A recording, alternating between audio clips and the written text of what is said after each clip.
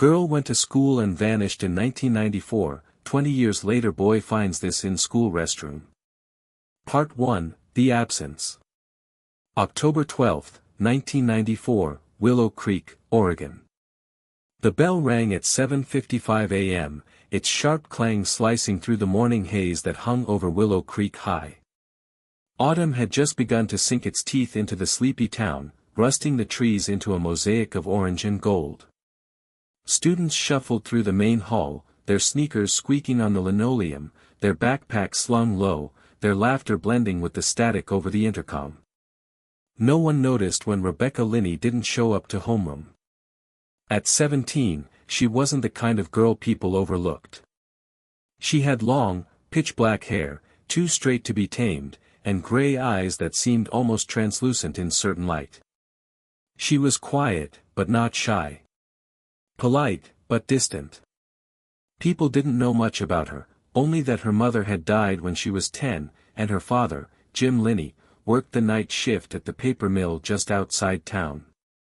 Rebecca had been seen walking towards school that morning, her backpack slung over one shoulder, dressed in a green wool sweater and jeans. She passed the bakery. Mrs. Ashcroft, the owner, waved at her from the window. A moment later, she vanished. No one ever saw her again. Her locker was unopened. Her textbooks remained untouched. The school security cameras, limited and grainy in 1994, caught nothing. No strange cars. No figures lurking. It was as if the air had swallowed her. Police were called that afternoon. By nightfall, search parties were combing the woods. Dogs were brought in. Helicopters circled. The school was locked down, inspected inch by inch. Nothing. Not a single clue. By the end of the week, the news vans had rolled into town. Reporters mispronounced her name. Theories multiplied. A few kids claimed she had a secret boyfriend. Others said she talked to herself in the library. There were rumors about her house, that she kept journals, that she drew strange things in them, spirals and doorways and words in Latin. All of it was speculation.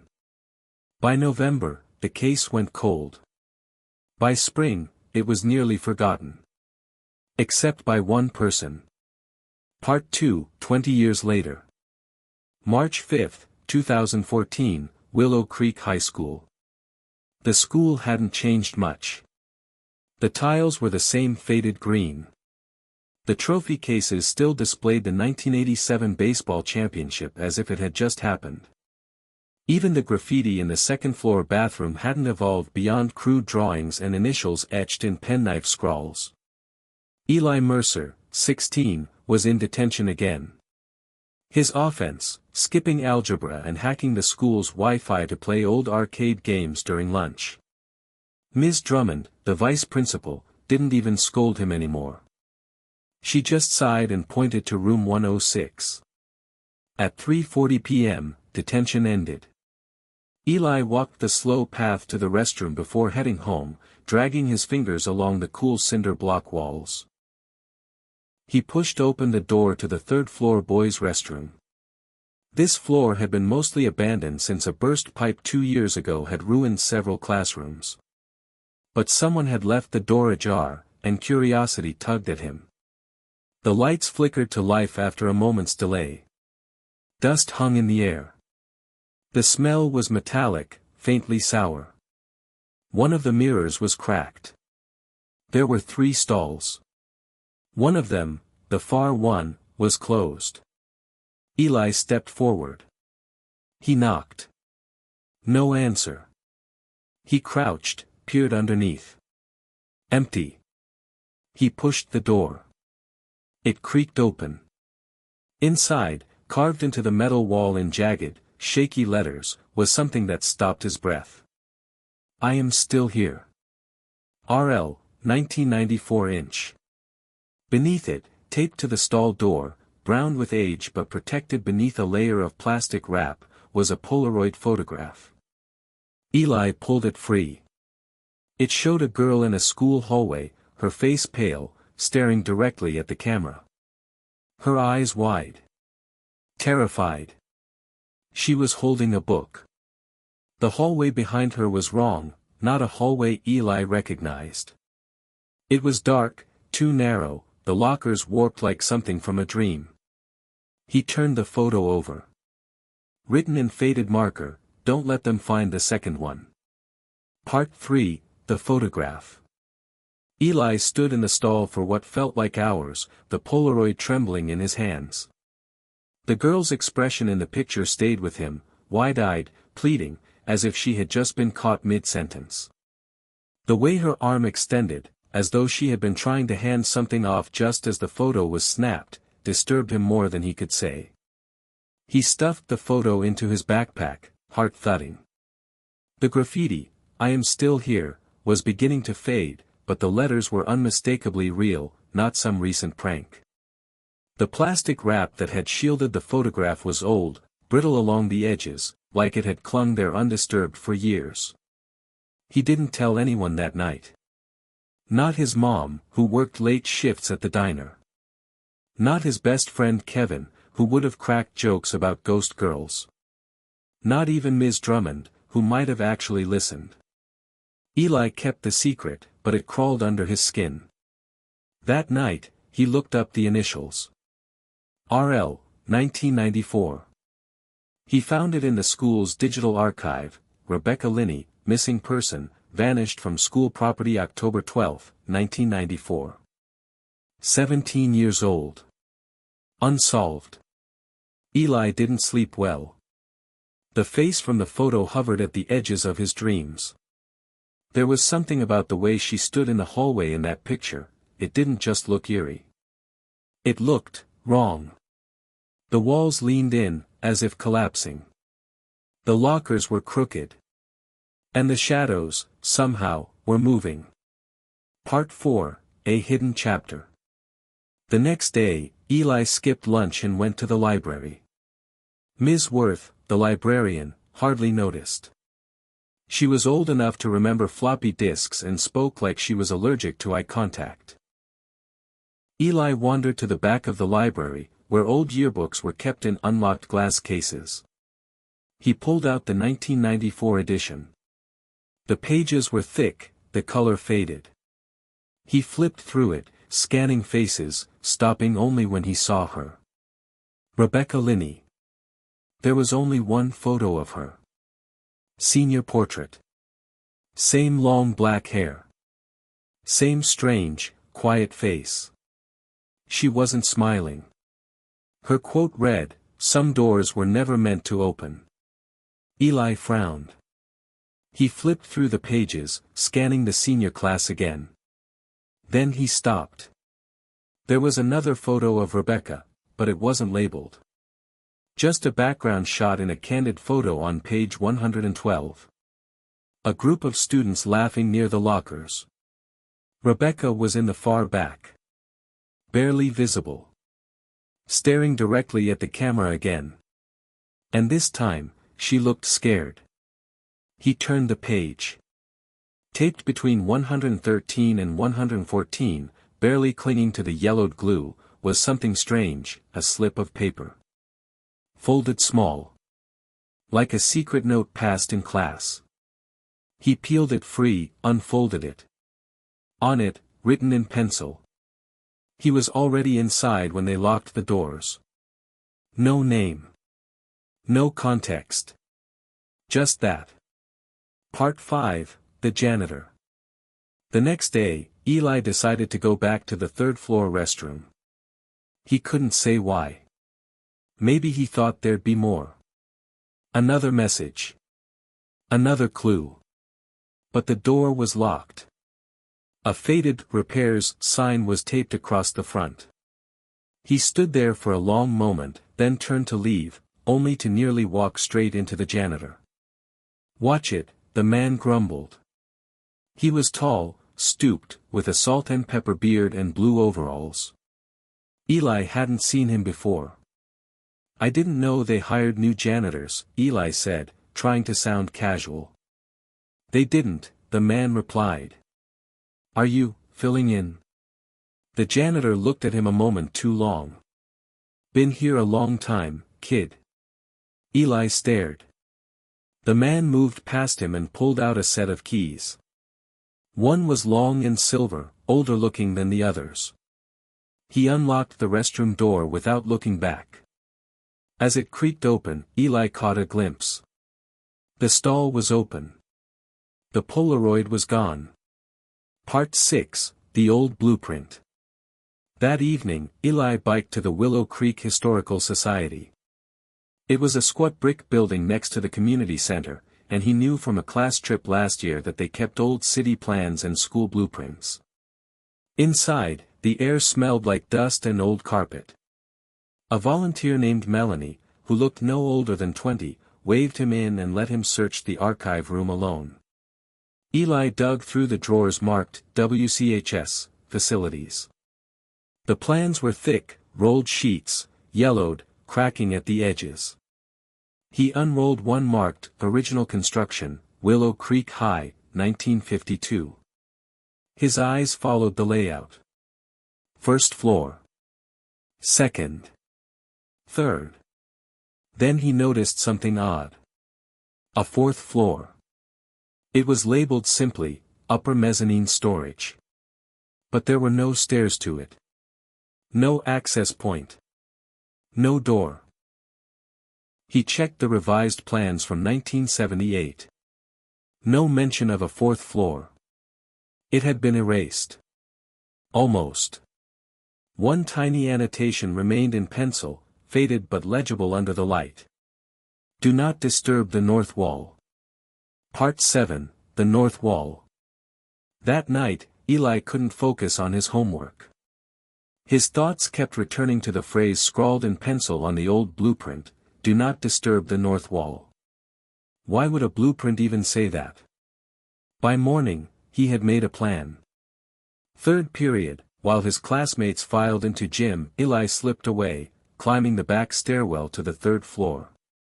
The repairs sign was still on the restroom door, but it was curling at the corners, like no one had touched it in days.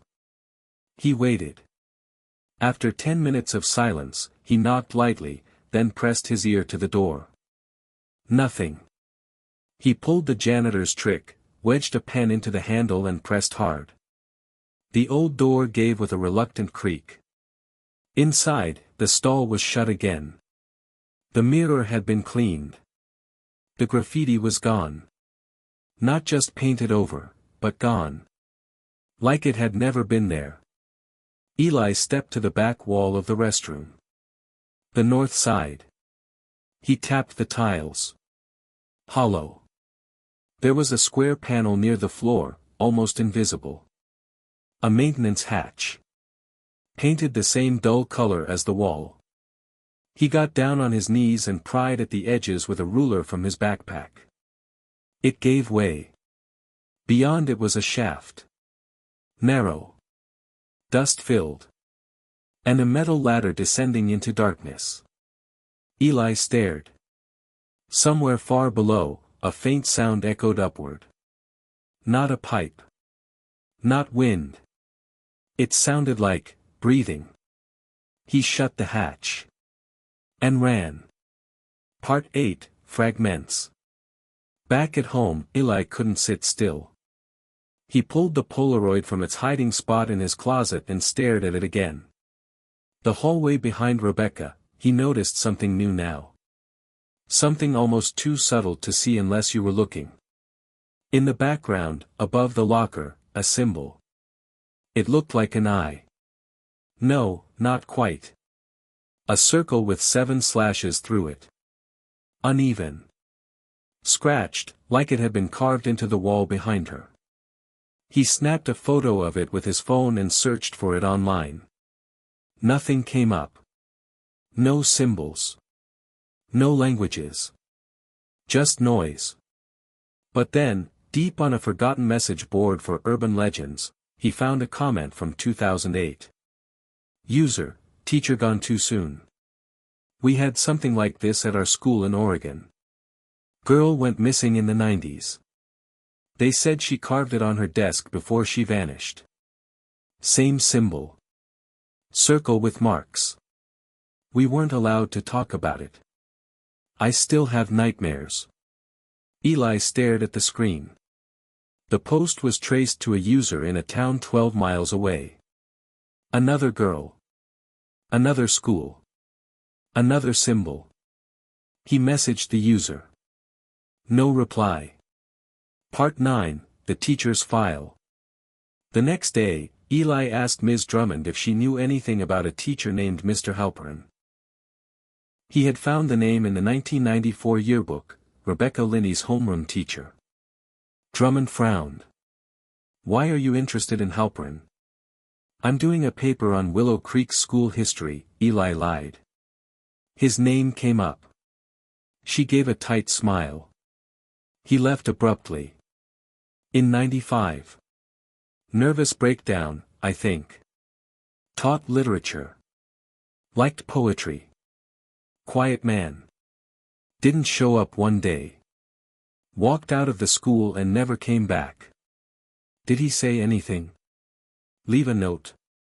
No one ever found one, she said. But there were rumors. About what?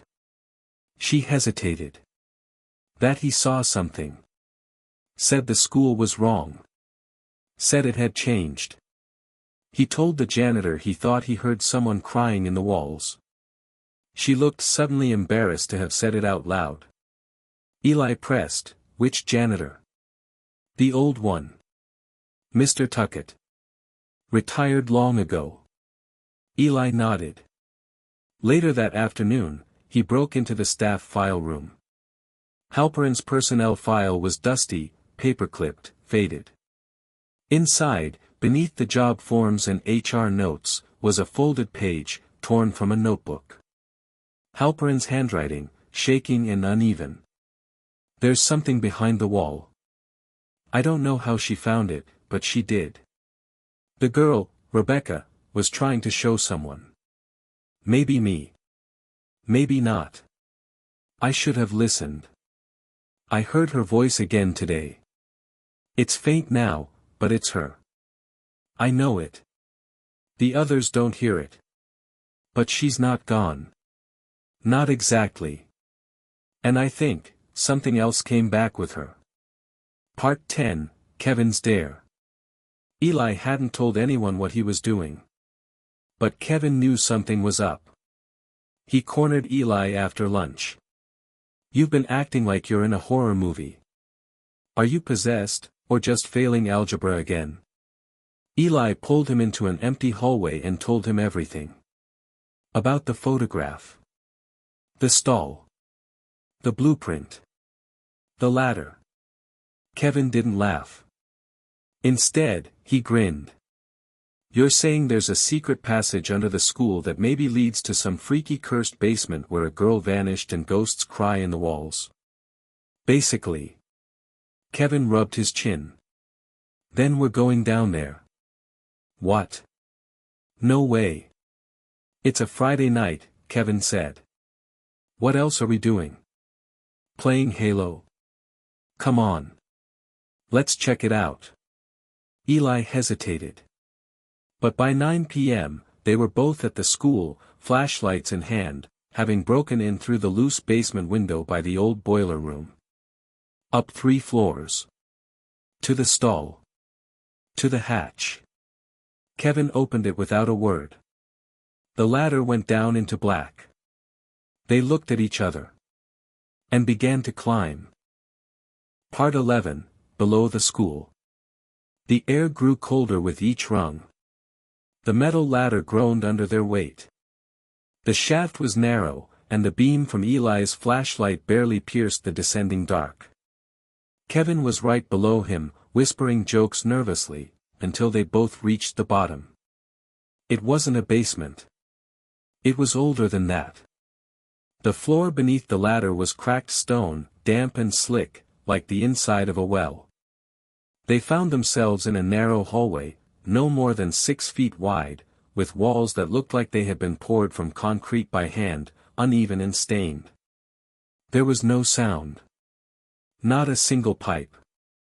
Not the hum of electricity. Just stillness. Then, faintly. A click. Kevin spun around. What was that? Eli raised a finger to his lips. Another sound, closer. A wet dragging noise. They turned their lights forward. The hallway stretched maybe 30 feet and ended in an old wooden door. No knob. Just a handle carved into the wood itself. Burned into the top, barely visible through grime, was a symbol. The circle with 7 slashes. Kevin whispered, "That's it." From the photo. Eli nodded. "We open it together. On 3. They grabbed the door. 1. 2. 3. The door creaked as it opened inward into pitch black. They stepped inside. Part 12, The Forgotten Room. It was a room, barely. More like a cavity inside the school's foundation. The walls were of stone, but not uniform. As if the room had been carved out later, by different hands. Old desks were stacked in the corners, broken and twisted. A chalkboard leaned on its side, snapped down the middle. And on the floor, scattered like debris, were notebooks. Dozens of them. Kevin picked one up and flipped through. These are student notes. Eli was already thumbing through another. They're all from different years. 1993, 1982. Even one from 1971. He stopped. This one had a name. Rebecca Linney. English Lit. Period 4. He opened it carefully. The handwriting was tight, looping. Rebecca's. But the content wasn't typical classwork. I see the eye now. I think it sees me too. It watches from the cracks. Sometimes it hums, like it's thinking. Or breathing. Mr. Halperin won't look at me anymore. I asked him about the room. He froze. Then said he didn't know. But he did. I saw it in his eyes. Kevin turned pale. She was here. Eli nodded slowly. I think this was where she went. Or where she was taken. Then. A sound. From the far wall. A scrape. Like nails dragging across stone. They froze. The flashlight beam landed on a narrow hole near the back of the room, more like a crack in the wall, maybe 10 inches wide. Inside it, something moved. Eli stepped closer. A breath hissed out from the darkness. Then, a voice. Hoarse. Faint. Not young. But female. You shouldn't be here. He's still listening. The flashlight flickered. Then went out. Part 13, Vanishing Point. They ran. Scrambled up the ladder, hearts thundering, breath ragged. The silence behind them was complete, like the voice had never been there, but they knew what they heard. Back on the 3rd floor, they collapsed against the restroom wall, gasping. Kevin's face was pale. What the hell was that? I don't know, Eli said. But it wasn't a recording. That was someone real. And she warned us. Kevin nodded. What do we do? We go back. Not now. But soon. There's more down there. Kevin hesitated. Eli, what if she's still alive? Eli looked at the old Polaroid again. I think she is. But not in a way we understand. Part 14, A Teacher's Memory. That weekend, Eli did something he never thought he'd do. He visited a nursing home on the outskirts of town. He had found a record, through his mom's work computer, that a man named Daniel Halperin, once a teacher at Willow Creek, had been admitted there 10 years earlier after a psychotic break. Room 217. He knocked. No response. Then a soft, gravelly voice said, "Doors open." Eli stepped in. The man in the chair looked thinner than he had in the yearbook photo. His face was lined, eyes deep set, but there was an alertness to him. "I'm Eli Mercer," he said. "You taught Rebecca Linney, right?" The old man blinked. "I don't talk about that." "I think she's still alive," Eli said. "I found something." That got Halperin's attention. He turned slowly. "The school. It's older than people think. There's something under it. It doesn't want to be found. I found notebooks. From her. From others. There's a room under the school. Behind a wall." Halperin's eyes welled up. "You saw the symbol?" "Yes." The old man leaned forward. "She came to me the week before she vanished. Said she saw things no one else could see. Said she thought the school had moved, like something had rearranged it overnight. She wasn't crazy. I knew it. I believed her." He looked at Eli, almost pleading. "There's a door down there. One that doesn't open the way other doors do." She tried to open it. And something answered. Part 15, March 1994, Rebecca's Journal. March 3, 1994. Something is off. The bathroom mirror in the northeast wing doesn't show the same reflection anymore. I thought it was my imagination at first. But then I realized, when I raise my hand in front of the mirror, the reflection lags. Just for a second. Like it's trying to catch up. I told Jenna. She laughed. Said I've been watching too many scary movies. But she didn't look like she thought it was funny. Rebecca Linney was a quiet girl. Not shy, just the type who always seemed to be thinking about something else. That semester, she'd been skipping lunch to sit alone in the library's back row. The librarian, Mrs. Vento, noticed but didn't say anything. Rebecca always had a book open, even if she never seemed to turn the pages. One afternoon, Mr. Halperin gave them a poetry assignment.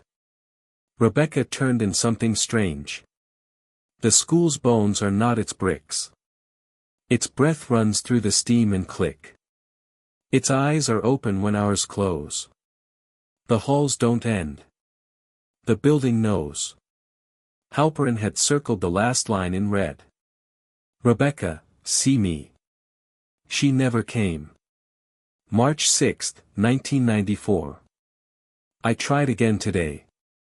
The fourth stall. It was open this time. And inside, carved into the metal behind the seat, was the symbol again. The circle.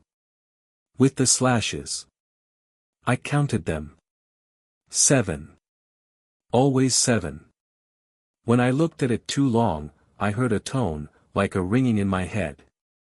Not painful, more like a pressure behind my eyes. Like someone whispering in a language I don't know. I think the school is watching. Rebecca's locker hadn't been opened since 1994. Until Eli, 20 years later, found it ajar with a photo wedged behind the vents. But in 1994, that locker had already begun to change. Rebecca told her friend Jenna once, in passing, that she'd found pages of a book inside it that she'd never put there. "What book?" Jenna had asked.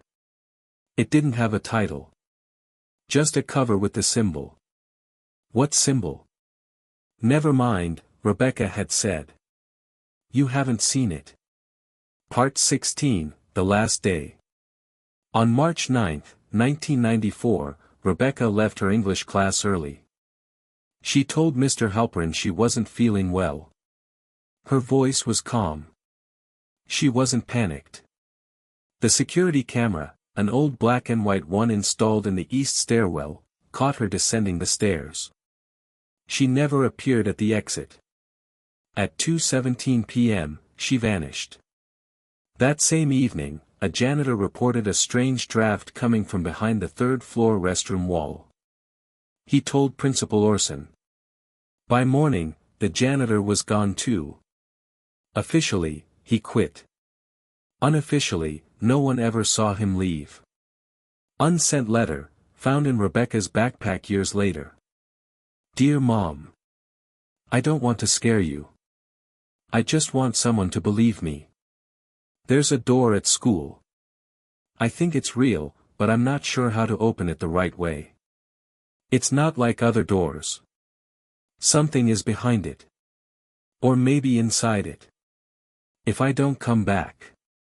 It's not because I ran away. It's because I finally found it. R. Part 17, Return Descent. They returned on a Sunday. This time, Eli brought 3 flashlights, fresh batteries, gloves, a crowbar, and a rope. Kevin brought a baseball bat and his dad's old voice recorder. Neither of them said it out loud, but both were afraid the latter might not be there the next time they came up. Or worse, not lead back to the same place. They slipped into the building under the same cover of dusk, through the old boiler room. Something was different. The third floor was colder than usual.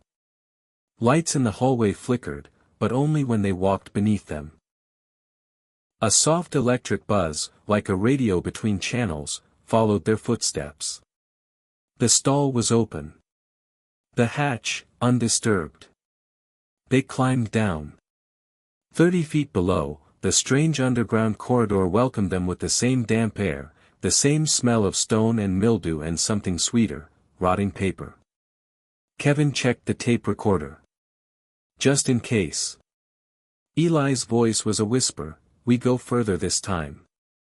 Past the room. But when they reached the forgotten room again, it had changed. The chalkboard was gone. And in its place, carved into the back wall. The door waits. But not for you. Part 18, The Witness. When they climbed out, hours later, disturbed but no closer to understanding, someone was waiting for them outside the school. A man in his early 40s. Worn denim jacket. Gray at the temples. Sitting on the hood of an old pickup, parked half a block from the entrance. He didn't look surprised to see them.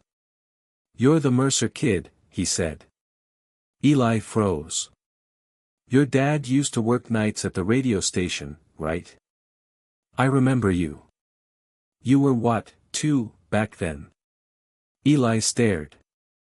Who are you? Name's Kyle Dresden. I went to Willow Creek. Class of '94. Same year as Rebecca. Kevin looked at Eli. Kyle reached into his coat and pulled something out, a creased photograph. It showed Rebecca and Kyle, arm in arm, smiling in front of the school steps. A fall dance, probably. Her hair tied up with a navy ribbon. His grin wide, boyish.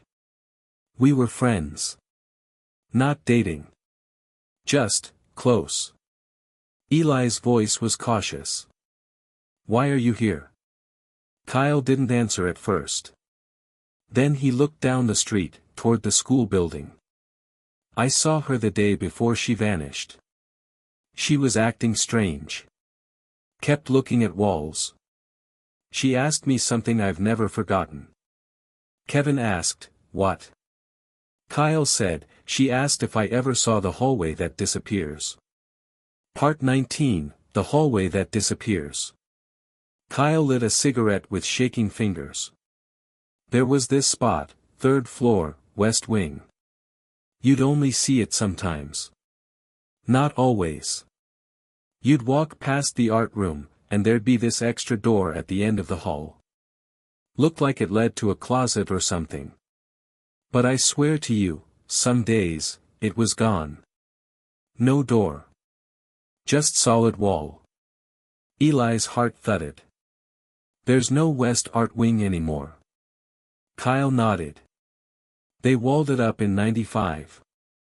After the investigation. Kevin said, what investigation?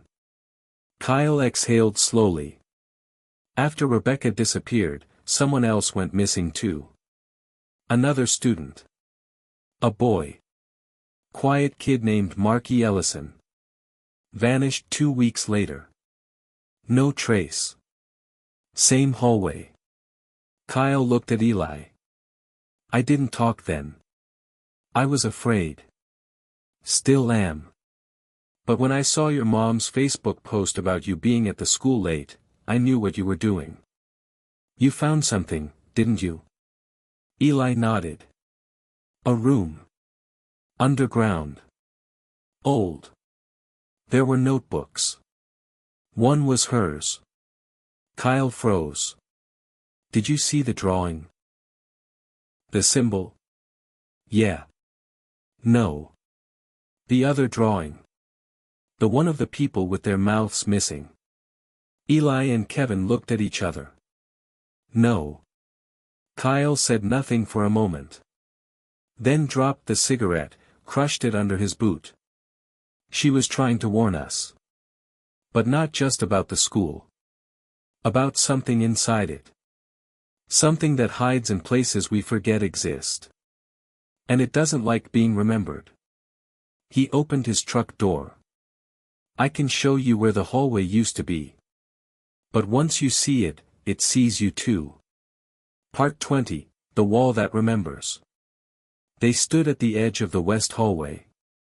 Officially, this part of Willow Creek had been sealed after renovations in 1995. The corridor beyond the art room was closed off with thick concrete slabs, painted to match the rest of the wall. No signs, no seams, just silence. Kyle reached out and ran his fingers across the surface. I haven't been here in 20 years, he murmured.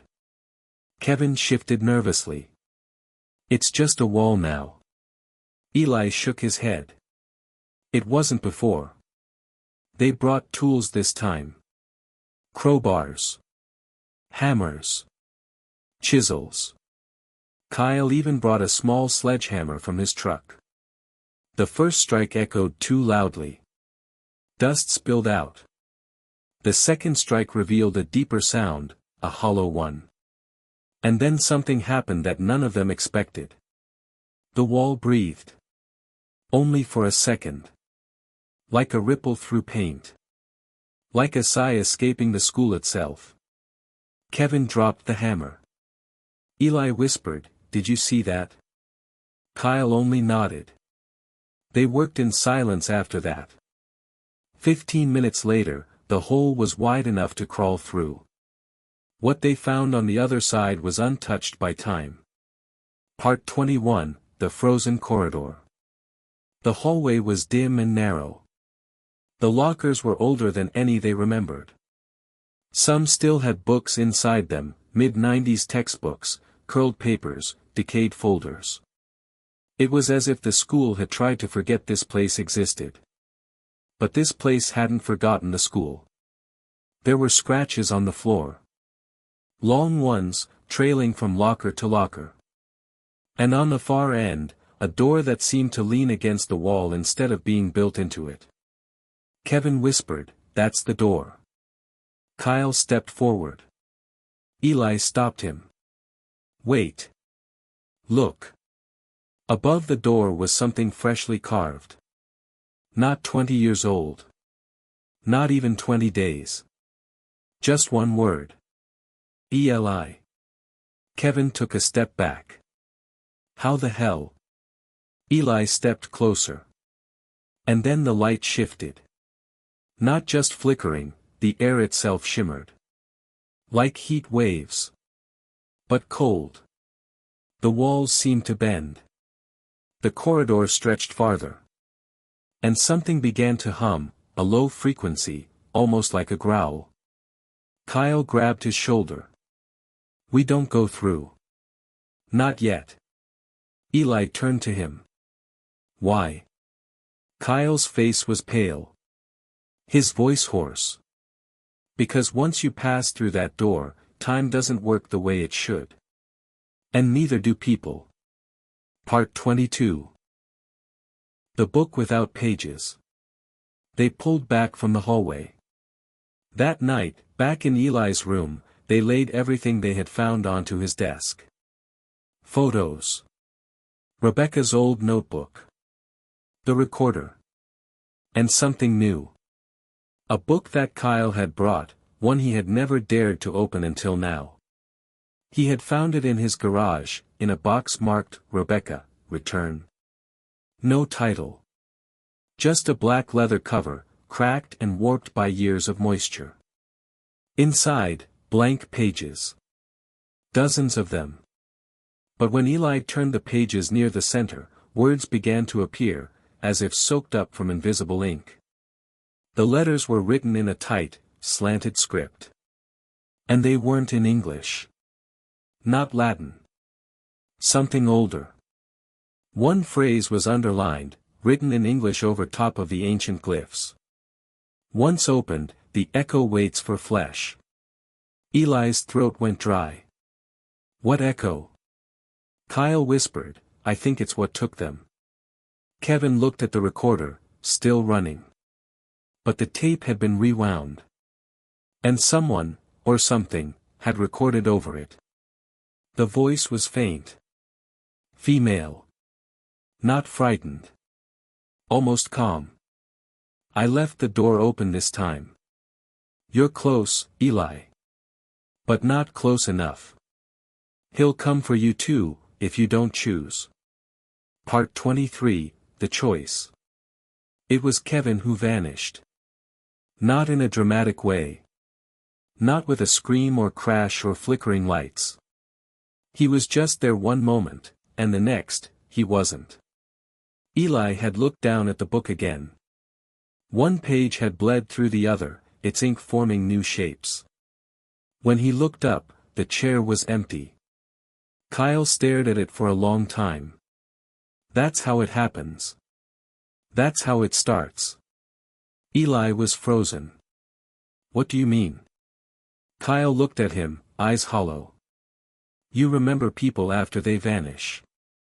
But you can't remember how they were taken. Or when. Eli whispered, we have to go back. Kyle nodded. But it's not just about finding her anymore. Or Kevin. It's about not letting the school take you. Part 24, The Final Descent. They returned to the school the next day, just before dawn. The sky was low and gray, as if the world had stopped breathing. They didn't speak on the way in. The corridor behind the wall still stood open. The hallway beyond the door was longer now, impossibly so. As they walked, the space bent behind them, the air thick and slow. Footsteps echoed with a delay, like someone else was copying them just behind. Kyle paused. There's something I never told anyone. Eli waited. In '94, Rebecca came to me in the middle of the night. She said she'd figured it out. Said the school was built wrong. Built over something. That some doors open when we forget how they closed. He turned and looked at Eli. She said someone had to stay behind.